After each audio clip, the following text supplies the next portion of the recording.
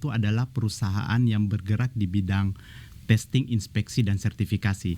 Kami sudah terakreditasi untuk ruang lingkup verifikasi dan validasi gas rumah kaca itu sejak tahun 2015 ya. Jadi kami adalah lembaga yang pertama yang terverifikasi ya, mendapatkan akreditasi dari Komite Akreditasi Nasional. Karena potensi kita itu sangat besar, tapi kan sangat disayangkan kalau seandainya potensi yang kita miliki itu tidak liquid.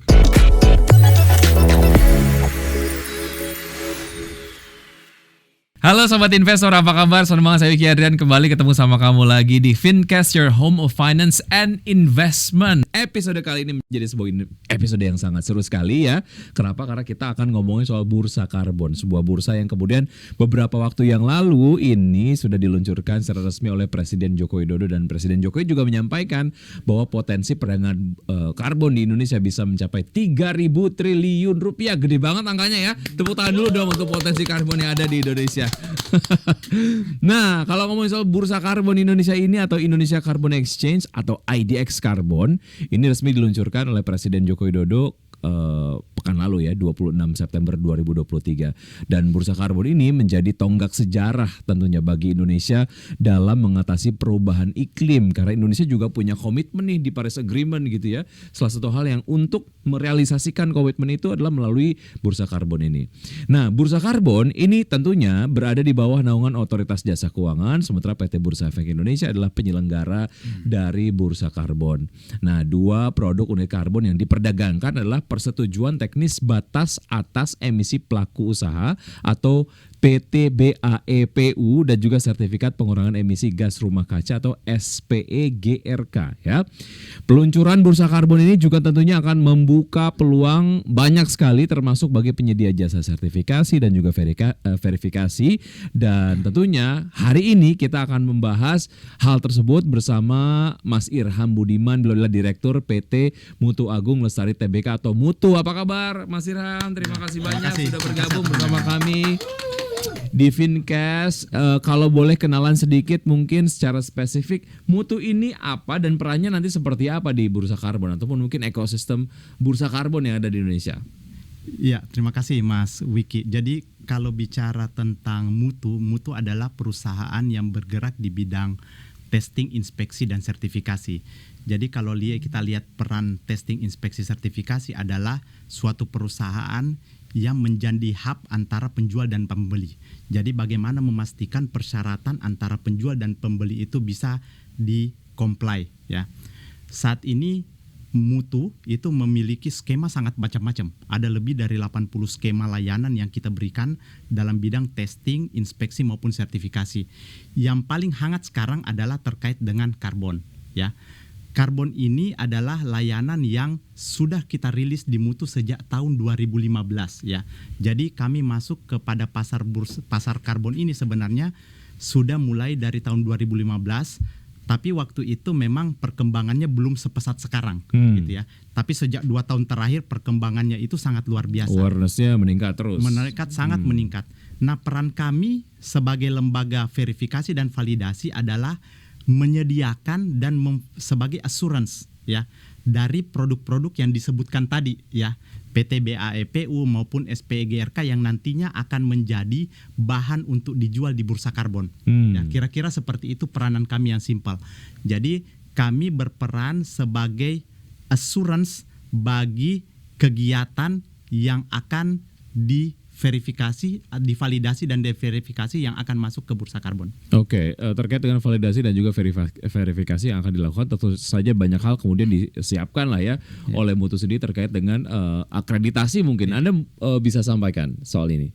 Ya, jadi memang yang menarik dari kegiatan karbon ya.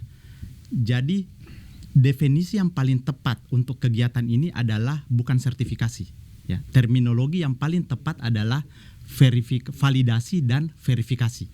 Kenapa validasi dan verifikasi? Karena dalam karbon ini ya, assessment terhadap kegiatan karbon itu sangat dibutuhkan pemastian terhadap kualitas dari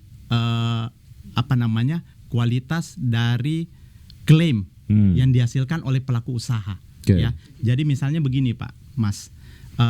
saya pelaku usaha mengklaim saya melakukan pengurangan emisi gas rumah kaca sejumlah X tertentu.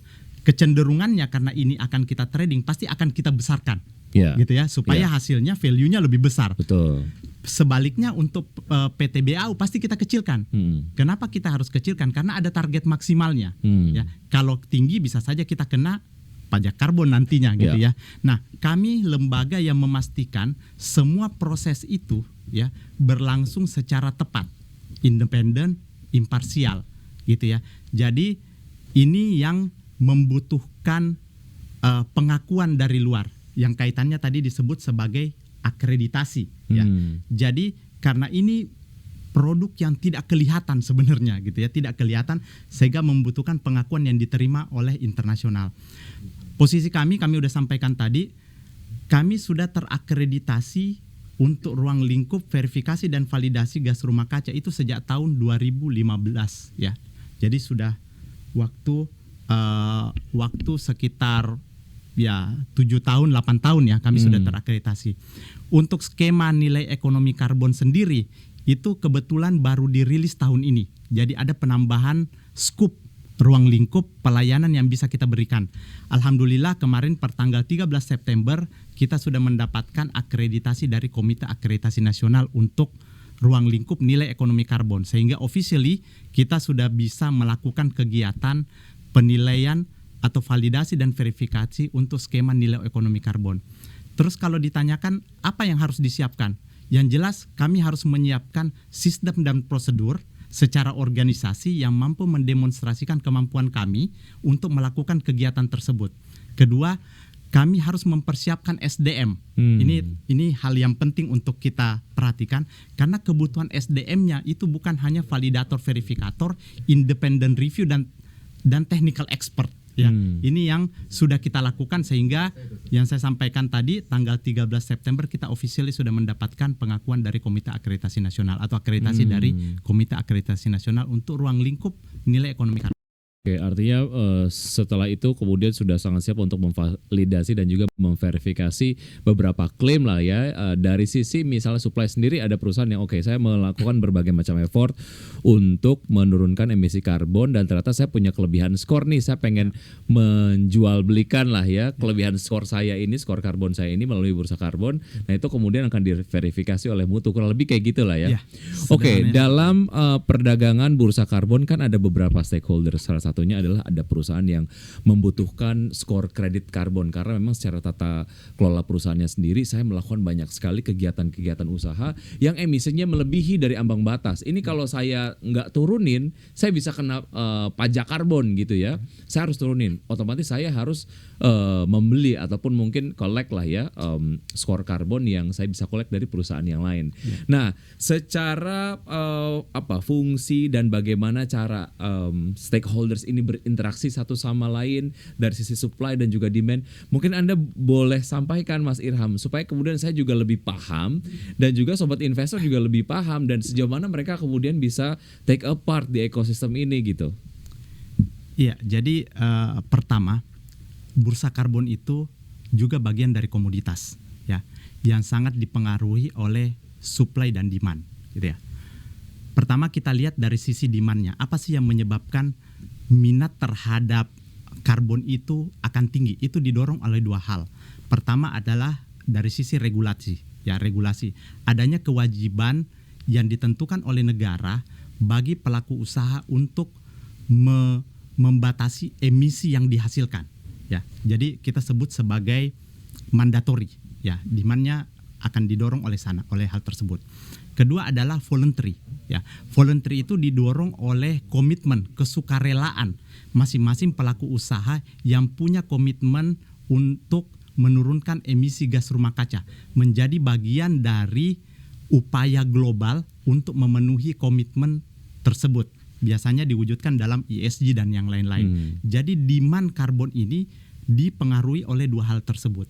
Nah, kalau demand-nya banyak, pilihannya masing-masing yang punya komitmen tersebut harus melakukan aksi-aksi mitigasi, melakukan pengurangan terhadap emisi yang dihasilkan sesuai dengan komitmen masing-masing. Ya, upayanya macam-macam. Misalnya kita merubah teknologi yang ada, melakukan aksi-aksi yang sudah ditentukan, yang sudah diatur untuk menurunkan emisi gas rumah kaca tersebut. Oke, misalnya saya adalah perusahaan batu bara gitu, misalnya saya melakukan berbagai macam upaya mitigasi untuk mengurangi emisi saya begitu ya. Okay. Nah, itu berarti saya juga bisa ambil bagian dari sisi supply-nya, karena ada upaya-upaya mitigasi tadi untuk kemudian menurunkan emisi karbon, dan ternyata ada kelebihan skor karbon yang saya bisa perdagangkan, kurang lebih kayak gitulah ya.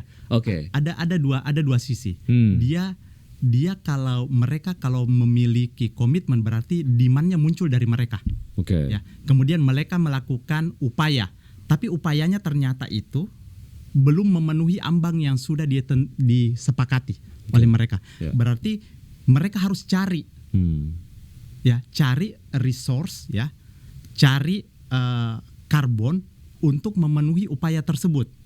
Berarti butuh supply. Karena upaya yang dilakukan kan butuh waktu, Pak. Perubahan teknologi dan yang lain-lain nggak cepat. Padahal ada deadline yang ditentukan. Sehingga disinilah muncul potensi usaha untuk mensuplai kebutuhan akan demand yang tinggi. Jadi ada riset yang disampaikan kalau nggak salah oleh McKinsey, itu kebutuhannya kan sekitar global itu 100 gigaton, ya. Itu jumlah yang sangat besar untuk memenuhi komitmen global, komitmen global terhadap penurunan emisi gas rumah kaca. Problemnya kebutuhan sudah di-define, demand-nya sudah define. Bagaimana supply-nya? Ya, supply-nya itu tidak semudah ya. Gambarannya nggak sesimpel, misalnya kita punya hutan, hitung aja semua hutan tersebut. Kita punya 100 juta hektar misalnya, dihitung semua, wah karbonnya gede banget. Bukan itu yang dilihat. Tapi yang dilihat adalah upaya mitigasinya. Ya, saya kasih contoh misalnya hutan. Hutan kita punya taruhlah 1.000 hektar. Ya, 1.000 hektar. Apa upaya yang kita lakukan untuk mempertahankan kondisi hutan itu baik? Misalnya menghindari dari kebakaran, atau melakukan penanaman kembali, atau mengontrol misalnya kalau gambut itu tinggi muka air dan sebagainya, yang sebenarnya itu adalah potensi yang menghasilkan emisi gas rumah kaca. Upaya-upaya tersebut ada proyeknya, ada proyek yang ditentukan, nanti dihitung, rencana aksi mitigasinya seperti apa, hasilnya seperti apa. Nah, nanti yang dari situ yang akan mensuplai kebutuhan dari pelaku-pelaku usaha yang punya komitmen terhadap penurunan gas rumah kaca. Oke, jadi tidak sesederhana itu. Saya punya lahan, habis itu saya mau sertifikasi berapa banyak karbon yang bisa di capture begitu ya, melalui lahan saya gitu. Terus habis itu udah saya bisa jual kreditnya itu ke perusahaan yang membutuhkan. Nggak sesimpel itu ternyata ya. Ada effort lain yang kemudian itu juga bisa dihitung gitu ya. Iya. Oke. Jadi kami bekerja berdasarkan metodologi. Sebenarnya ini ilmiah banget, Mas Wiki ya. Ini ilmiah banget. Ada metodologi yang harus kita ikuti. Jadi misalnya Mas Wiki pelaku usaha tadi contohnya memiliki lahan 100 hektar. Taruhlah misalnya kita sebut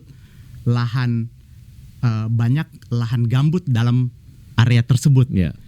Yang potensi menghasilkan karbon itu adalah lahan gambut. Kan masing-masing ada potensi, tanaman itu punya, gambut punya dan sebagainya. Yang krusial misalnya gambut. Itu dilakukan upaya luar biasa. Itu ada metodologi untuk menghitung itu semua.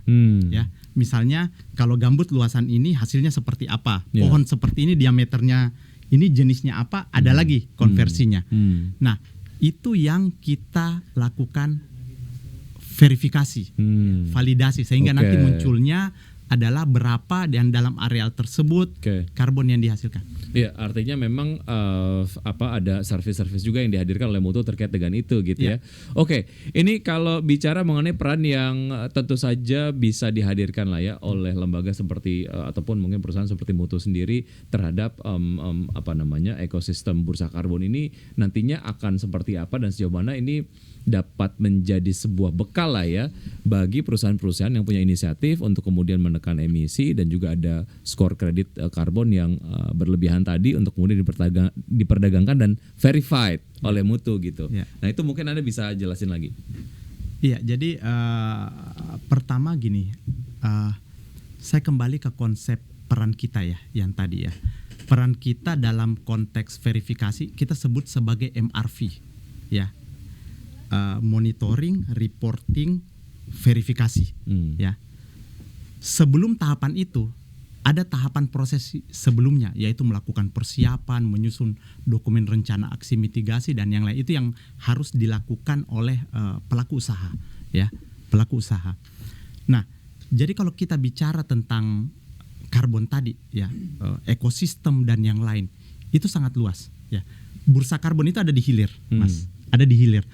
Tapi di hulunya itu banyak sekali aktivitas-aktivitas yang menjadi potensi yang bisa dilakukan oleh pelaku usaha. Kami hanya salah satu bagian tadi yang namanya MRV, ya, monitoring, reporting, verifikasi, ya. Ada peluang untuk kita lakukan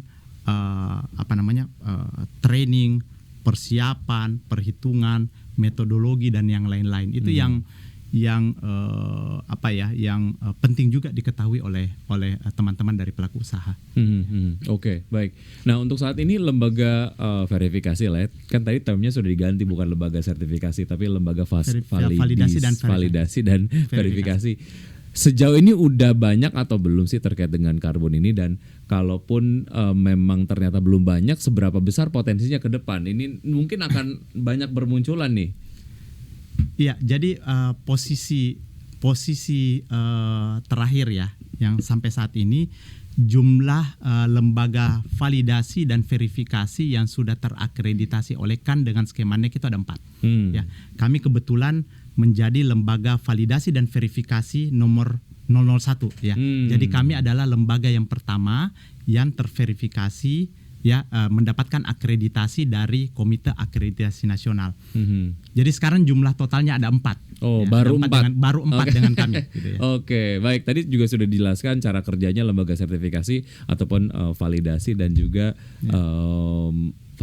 verifikasi lah ya. Tadi sudah dijelaskan. Oke. Nah, untuk bisa menjadi sebuah lembaga validasi dan juga verifikasi gitu untuk Carbon CD itu persyaratannya apa saja, dan sejauh mana ini akhirnya menjadi sebuah kelengkapan yang memang dibutuhkan gitu pada saat betul-betul full operated menjadi sebuah lembaga lah. Ya, jadi pertama ini kaitannya dengan pertanyaan di awal sebenarnya, ya. Pertanyaan mengenai akreditasi, ya. Jadi kalau kita ingin menjadi pemain, ya, lembaga validasi dan verifikasi, berarti kan kita harus terakreditasi oleh Komite Akreditasi Nasional.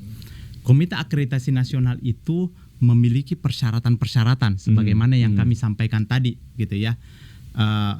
Pertama harus punya mekanisme untuk melakukan kegiatan verifikasi validasi dan validasi dan verifikasi ini kadang-kadang kebalik-balik nih. Ya. Jadi terminologinya harusnya validasi dulu baru lakukan verifikasi, ya. Bukan verifikasi dan validasi gitu ya. Jadi hal yang harus disiapin selain sistem prosedur, ada SDM yang harus kita siapkan, ya, terkait dengan itu. Terkait dengan mekanisme kerja, ya, mekanisme kerja yang kami lakukan untuk kegiatan misalnya satu proyek, ya, Mas, ya. Satu proyek itu akan ada 2 kegiatan yang kita lakukan. Pertama itu adalah kegiatan yang namanya validasi, ya. Apa itu kegiatan validasi? Kegiatan validasi adalah kegiatan untuk meyakinkan bahwa dokumen rencana mereka itu sudah oke secara metodologi, ya. Karena jangan-jangan begini yang saya sampaikan tadi, kita punya lahan itu dengan metodologi yang tidak tepat, akhirnya di-up hasilnya. Ya, di markup gitu ya. Nah, kami memastikan itu pada saat dokumen rencana aksi mitigasi itu dicek semua, ya. Metodologinya seperti apa? Metodologi dalam aturan yang ada itu harus bersumber dari 3. Pertama adalah apakah metodologi tersebut ada dalam UNFCCC, ya. Jadi ada referensi yang nggak sembarangan. Misalnya publikasi ilmiah dan yang lain-lain belum bisa kita gunakan, ya, belum bisa kita gunakan. Jadi dari itu. Kedua, dari metodologi yang sudah di-approve dalam sistem registry nasional. Bisa dilihat berapa jumlah metodologi yang ada di sana. Ketiga adalah metodologi yang dikeluarkan oleh badan standar, ya. tanpa metodologi tersebut itu kita tidak bisa melakukan aksi mitigasi karena nggak ada dasarnya, ya. Jadi dipegangnya di situ, ya, dipegang di situ. Nah, kami akan ngecek itu termasuk nanti ada masalah legalitasnya, hak karbonnya, macam-macam. Itu secara rinci sebenarnya ada panduan yang kami ikuti, ya. Ada panduan dari pelaksanaan verifikasi dan validasi. Kami mengikuti bekerja berdasarkan rambu-rambu tersebut. Apa yang harus dicek dan yang lain. Nanti munculnya dari rencana aksi mitigasi tersebut itu adalah opini. Opini kami terhadap dokumen yang Mas Wiki sampaikan ke kami tadi.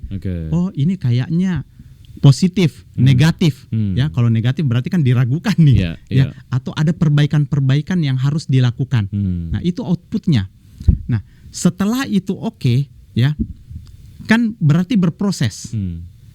Mas Wiki mau klaim nih, mau jualan, diklaim di situ, oh dihasilkan dalam jangka waktu project misalnya taruhlah 10 tahun gitu ya, 10 tahun yang dihasilkan adalah 1 juta misalnya ton CO gitu ya. Mau klaim nih, Mas Wiki ngundang kami lagi sebagai lembaga verifikasi untuk memastikan, ya, memastikan pada saat mau dijual benar nggak dalam rentang waktu tersebut misalnya 1 tahun dihasilkan karbon sebanyak 1 juta. Itu yang kami pastikan. Karena kalau kami itulah yang nanti muncul SPEGRK yang dijual bisa diperdagangkan di bursa karbon dan yang lain. Pada saat verifikasi tersebut itu kami sampaikan lagi, kami kecek apakah datanya itu konsisten, jangan sampai ada salah input koefisien. Misalnya satu proses itu koefisiennya 1, kemudian karena salah ketik nih jadi 10, kan luar biasa peningkatannya gitu ya.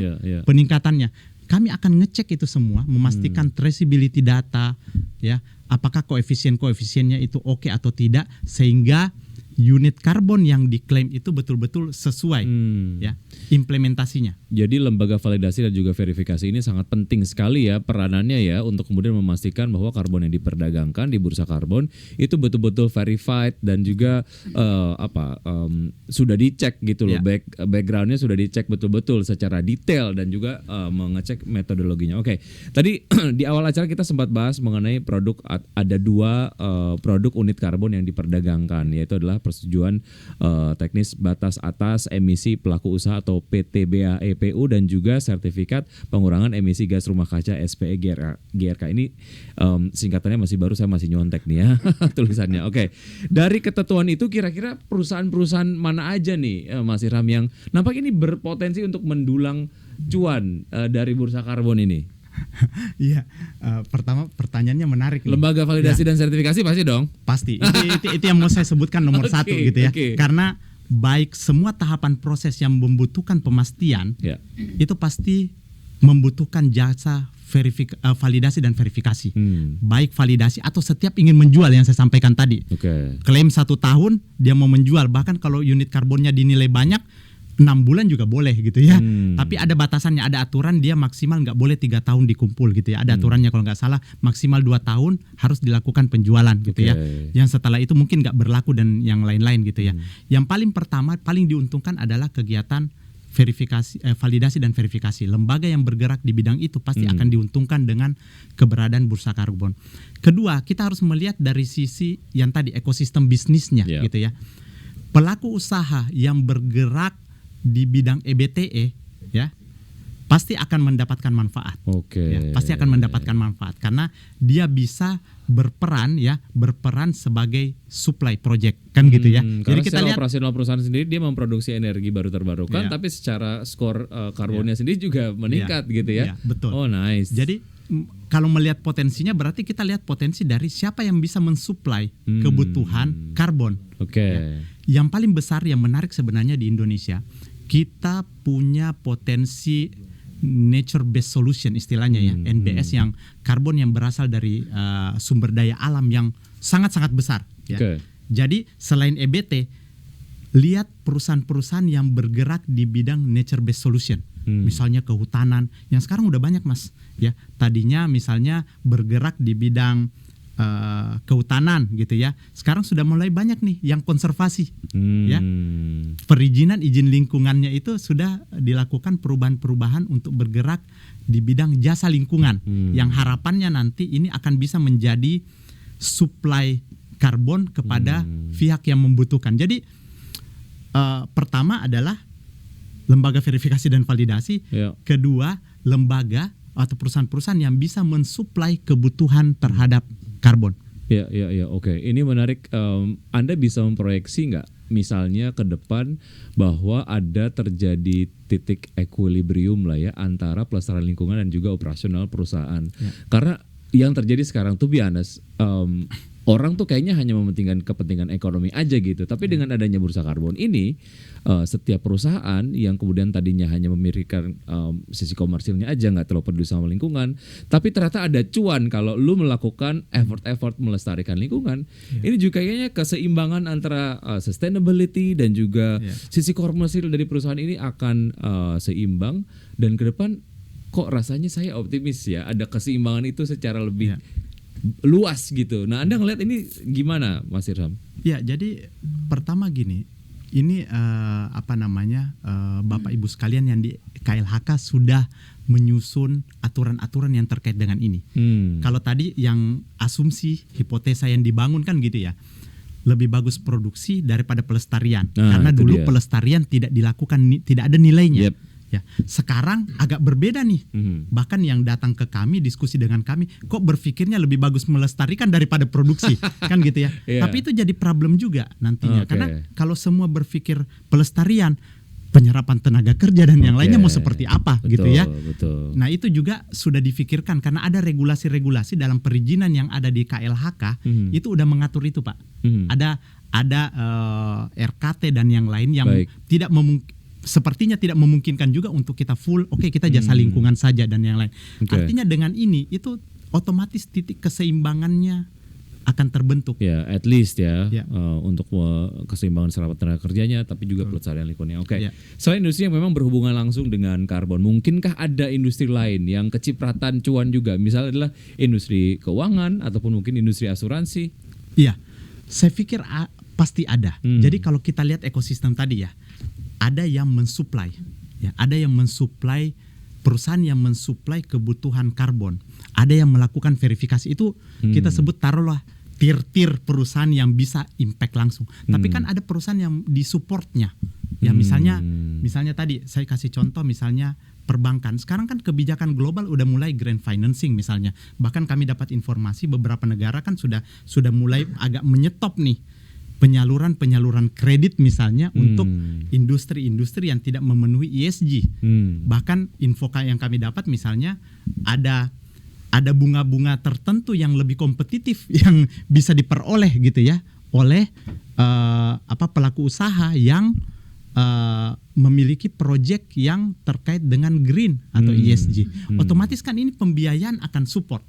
Semakin tumbuh permintaan terhadap itu, ya butuh pembiayaan ke sana. Jadi perbankan pasti akan punya peran yang sangat besar. Ya, akan kecipratan juga. Mungkin dari sisi proporsi sekarang yang konvensional dan ini mungkin masih karena baru mulai ya. Tapi ke depan nanti kebutuhan ini akan banyak.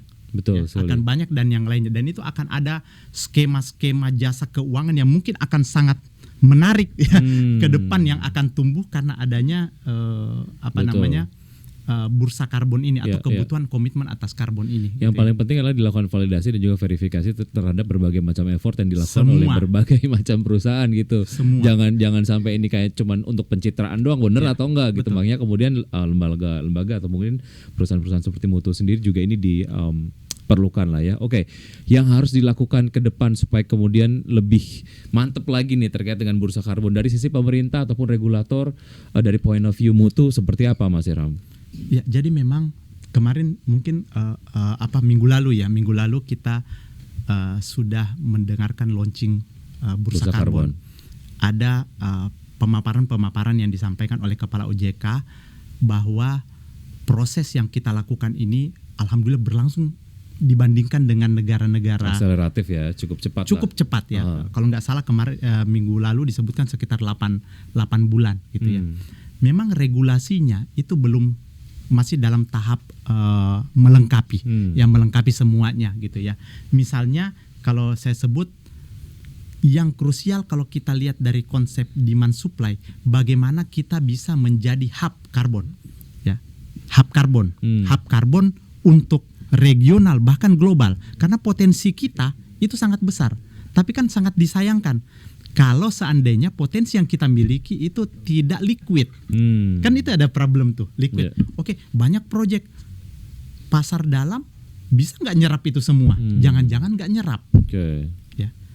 Kalau nggak nyerap ada jangka waktunya lagi kan gitu. Ada kadaluarsa dan yang lain berapa lama harus kita ini. Secara demand akan secepat itu atau enggak menyerap itu gitu ya. Menyerap itu kan tantangan, walaupun kita harus tetap meyakinkan NDC itu terpenuhi gitu kan, karena ada NDC komitmen kita di 2030 yang harus kita penuhi. Nah, sekarang yang menjadi tantangan kita bagaimana kita bisa menjadi hub regional dan hub global ya untuk karbon. Berarti ini kita harus memungkinkan pelaku atau perusahaan-perusahaan dari luar nanti yang bisa masuk ke Indonesia untuk membeli unit karbon yang dibutuhkan untuk memenuhi komitmen mereka. Ya, melalui bursa karbon. Melalui bursa karbon kita, gitu ya. Berarti yang disampaikan kemarin kita harus minggu lalu ya, itu harus memenuhi apa yang diminta benchmark di global. Jangan sampai kita punya tata cara sendiri, mekanisme sendiri yang agak berbeda dengan keberterimaan. Belum tentu kurang mereka lebih perbandingan idealnya seperti stock exchange yang ada di Indonesia, ada pengelolaan atau operasional yang sama lah ya dengan bursa-bursa yang lain, sehingga kemudian pada saat investor asing masuk ke bursa Indonesia gitu ya kurang lebih sama lah treatmentnya gitu ya. Kurang lebih kayak gitulah. Itu yang kemudian perlu disiapkan dan juga dimatangkan ya. Iya, betul. Yang lagi disiapkan sekarang adalah bagaimana pengaturan perdagangan karbon luar negeri. Itu penting untuk melihat tadi potensi kita menjadi hub itu sebesar apa untuk bisa kita realisasikan. Karena sekarang kalau kita lihat yang masih dalam tahap awal ini kan baru kita memfokuskan untuk pasar dalam negeri saja gitu ya, pasar dalam negeri. Demand-nya masih pasar luar negeri. Tapi segera kalau ini aturannya sudah rilis, perdagangan karbon internasionalnya juga sudah mulai bisa masuk, sehingga ini demand-nya pasti akan tumbuh. Ya, bukan hanya dari perusahaan yang ada di Indonesia. Baik, Mas Irham, sebenarnya masih banyak pertanyaan yang ada di kepala saya gitu. Tapi waktu kita sangat terbatas begitu ya. Beri tepuk tangan yang paling meriah untuk Fincast kali ini karena gue jadi tahu sedikit banyak lah ya terkait dengan bursa karbon dari Mas Irham dan juga peran dari lembaga validasi dan juga verifikasi di ekosistem bursa karbon ini. Mungkin next time kita akan ngobrol-ngobrol lagi lebih detail dan apa yang perlu kita ketahui lagi lah mengenai bursa karbon ini, karena kita memang perlu untuk tahu lebih banyak gitu Mas Irham. Siap. Sukses untuk Anda dan untuk sobat investor. Jangan lupa untuk terus menyaksikan episode-episode lainnya dari Fincast, karena seperti biasa kita akan terus menghadirkan perbincangan yang seru-seru dan juga menarik dengan narasumber yang oke. Saya Vicky Ardian pamit. Bye. Thank you Mas Irham.